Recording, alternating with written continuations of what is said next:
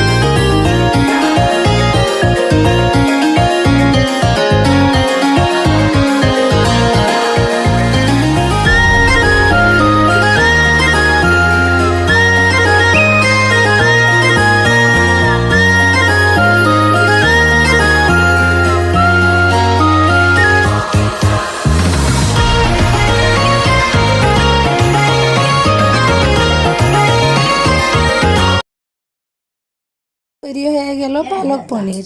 আপনারা এভাবে একবার অন্তত ট্রাই করবেন। ভালো লাগলে কমেন্ট করবেন, লাইক দিবেন। আশা করি ইনশাল্লাহ আবার ফিরে আসবো অন্য কোনো রান্না নিয়ে। এ পর্যন্ত ভালো থাকেন সবাই। আসসালামু আলাইকুম, আল্লাহ হাফিজ।